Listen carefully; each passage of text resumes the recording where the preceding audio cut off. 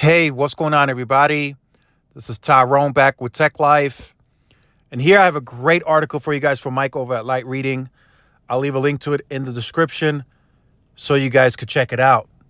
So in this video, in this part 2, I wanted to recap of T-Mobile's earnings this morning.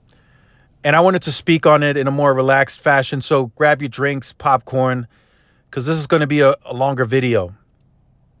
So I just want to make everyone aware. I'm seeing comments of people saying that, oh, now since T-Mobile is making these moves and they want to make more money, it's a negative.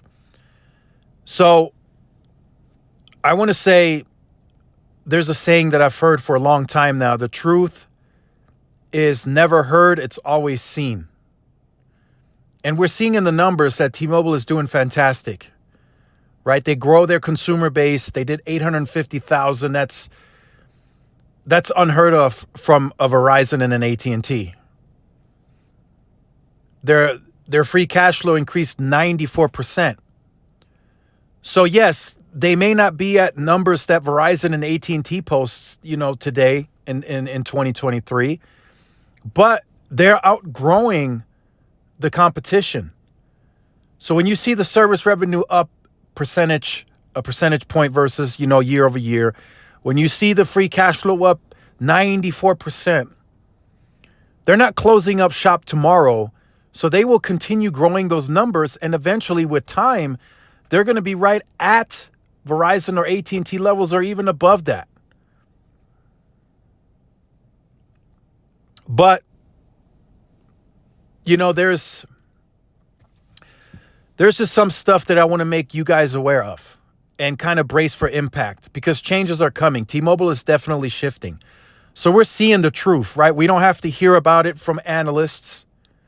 We don't have to hear about it from somebody else. You don't even have to hear about it from me.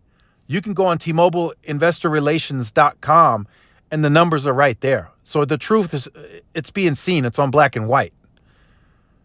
So they're making money now. They're no longer this scrappy company that's trying to gain customers at all costs and post very little revenue, very little profit. They're making money now. And for those of you who don't realize that, that's on you. I get that. I understand it. You have bias. You have favoritism towards other companies. I understand. T-Mobile's making money now. But here's what I want to make everyone aware of and brace for impact. How is that going to affect T-Mobile in the future? The market is getting saturated. They're kind of flat year over year on growth. So what are they going to do, right? If the growth slows down, it's probably going to impact their balance sheet, and they don't want that to happen. So what would they rather rely on? Would they rather rely on the growth to continue that, right? Having to spend tons of money for acquisition cost, or are they going to try to lean on price? From what they've recently done over the last, let's say, 3 to 6 months, it's right there. They're going to start leaning on price. They're going to try to figure out a way to move customers from out of legacy plans in a way that gives them the least amount of backlash from a PR perspective. The forced migrations, that backfired. I mean, that was an insane backfire. If you guys saw that video earlier, they backtracked, they canceled that, so that's not even going to happen, at least for now. But they're going to continue doing this. They're going to continue trying to see, because in the merger agreement, T-Mobile made certain agreements with states that probably don't allow them to raise pricing on any plan through at least probably 2025.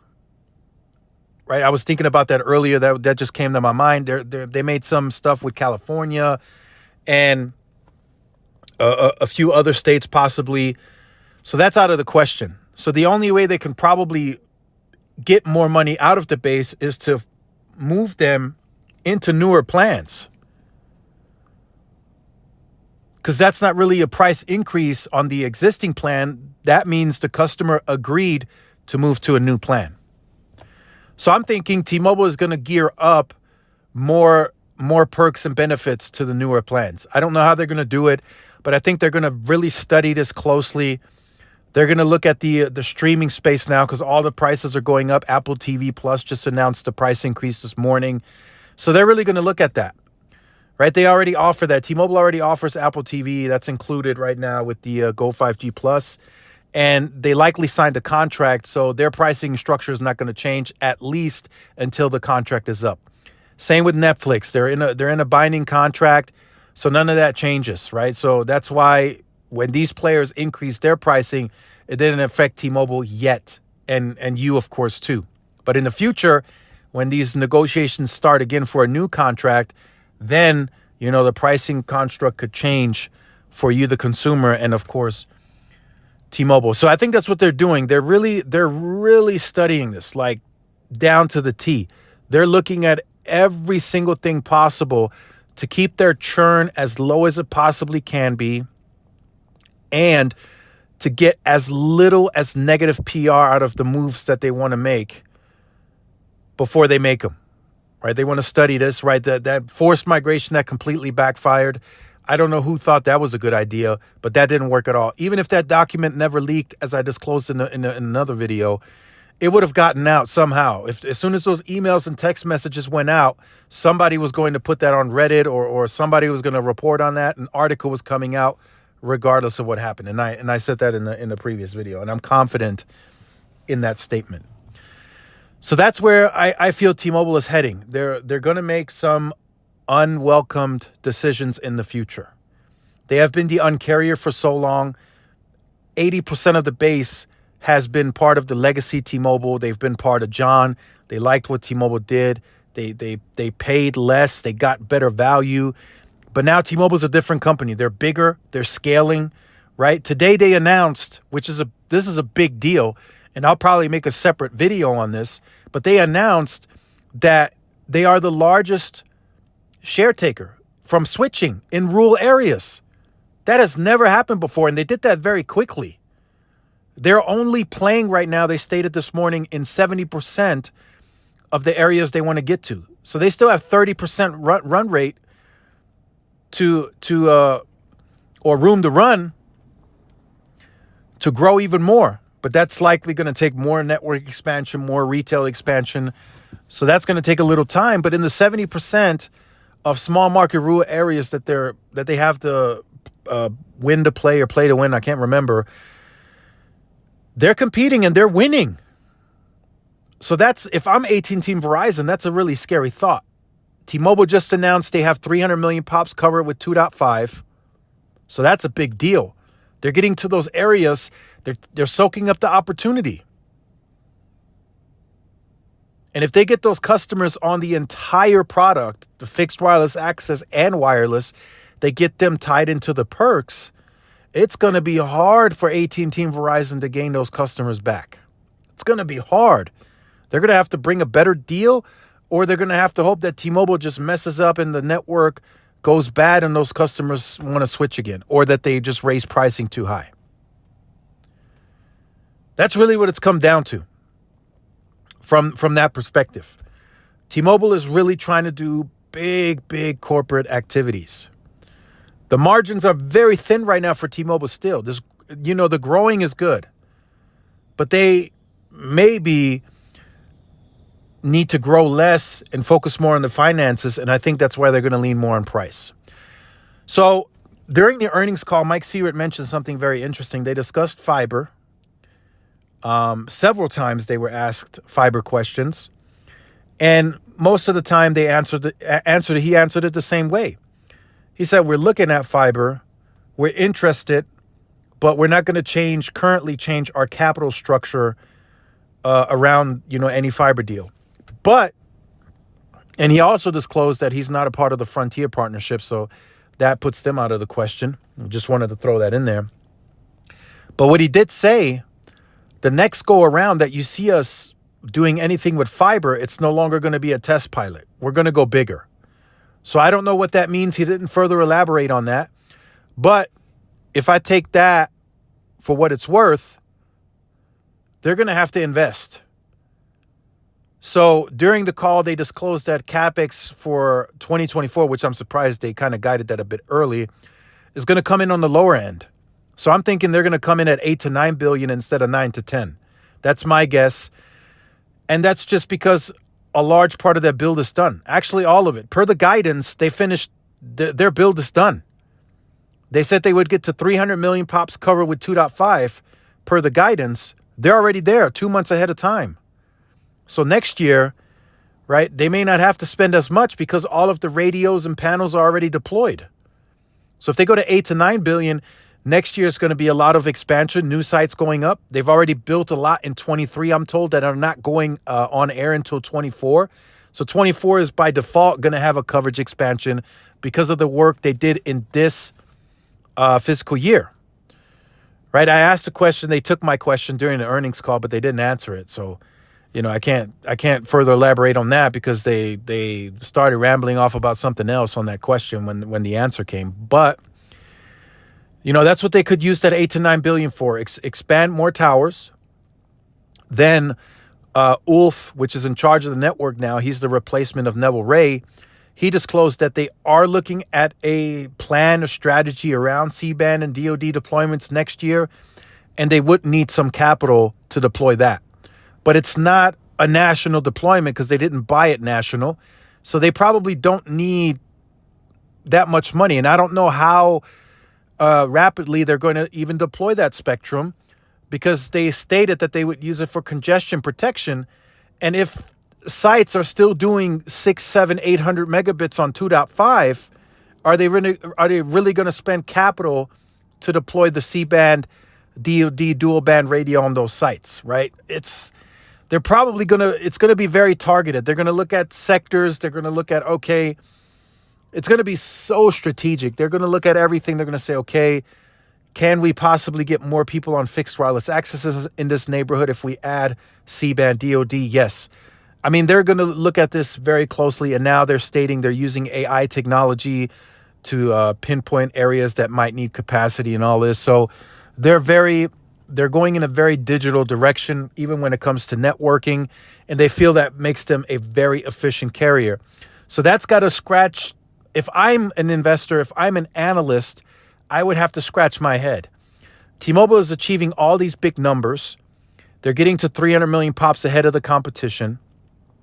They're growing, they're healthy, their finances are going up, and yet they spend less capital compared to the competition. So I would question, why is the competition spending so much when it doesn't end in any good results? AT&T is the most balanced, in my opinion, but Verizon is taking a loss, and they're spending, they stated at their earnings call they would come in at the higher end of their capex. So they're really spending, in my opinion, to really try to catch T-Mobile as fast as they possibly can. T-Mobile had a head start, so now that most of their work is complete, they're thinking they come in at a lower capex, which is going to improve their finances even more. So it's a very interesting approach. Everyone has different strategies here. I do think T-Mobile next year is going to carve out some of their capital for fiber. I think they're going to get more aggressive, according to Mike Sievert, and they're going to get more aggressive on these partnerships, and they're going to scale that a bit more. Now, I'm not saying they're going super big on this, but they're going to go bigger than these few pilot programs that we saw from them in recent times. Also, another thing discussed, some of the capital structure that T-Mobile was going to put in play next year, some of the moves that they can make, like refarming spectrum, they don't even need any capital for that because they said they already built a very intelligent and highly modernized network. So like if they're refarming more PCS, AWS next year to 5G, they're not going to have to touch those sites. They can do it remotely. Same with the 600 leases. The ones that, the purchase from Columbia Capital and the lease from Comcast, they don't have to touch those sites. They can do all that work remotely. So that's more cost savings, versus having to spend capital to truck roll to the site again. They can do all that work remotely. So the only thing next year, the only two big things that they would have to spend capital on is to deploy the C-band and DoD, and then to expand sites in rural. And once all those sites get put on air that are already built, We don't. That's why I asked a question during the earnings call. How close are they to building those 10,000 towers that were a part of the merger plan? Right? They might not have to expand that much more. T-Mobile usually takes a long time for whatever reason to deploy sites. There was a work site. I shared it on the channel. My work site has been built, constructed, fully ripped, modernized, N41-600, like back in May. It finished in June.